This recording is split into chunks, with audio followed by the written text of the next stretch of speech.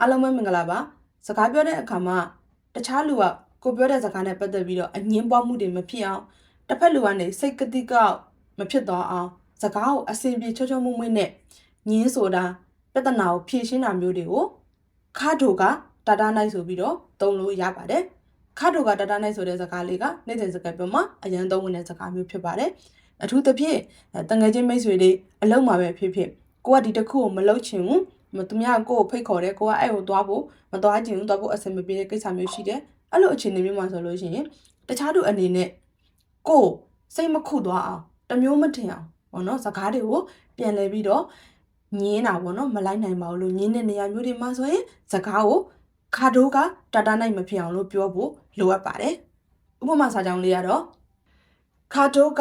တာတာနိုင်ဤခတာတဲ့ဆက်စုမေးတာခါတိုးကဒါဒါနိုင်ဤခတာတဲ့ဆက်စုမဲရှိတာ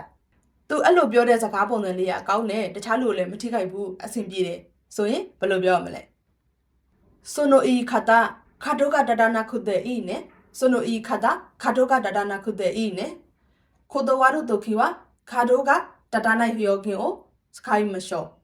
ခိုတိုဝါရုတိုခီဝါခါတိုကဒါဒါနိုင်ဟျောကင်ကိုစခိုင်းမလျှော့ဆိုပြီးတော့သုံးလို့ရပါတယ်အဲ့တော့အားလုံးလည်းတခြားလူကကိုပြောတဲ့အခါမျိုးတွေမှာဖိတ်ခေါ်တဲ့အခါမျိုးမှာအစင်မပြေလို့မသွားနိုင်ဘူးညင်းဆိုခြင်းတဲ့အချိန်လေးမှာဆိုလို့ရှိရင်ခါတိုကတာတာနိုင်ယောနီသတိထားကြပါနော်ဟုတ်ကဲ့ကျေးဇူးတင်ပါတယ်အဲ့ဒါနောက်ဗီဒီယိုလေးမှာပြန်တွေ့ပါမယ်ဘိုင်ဘိုင်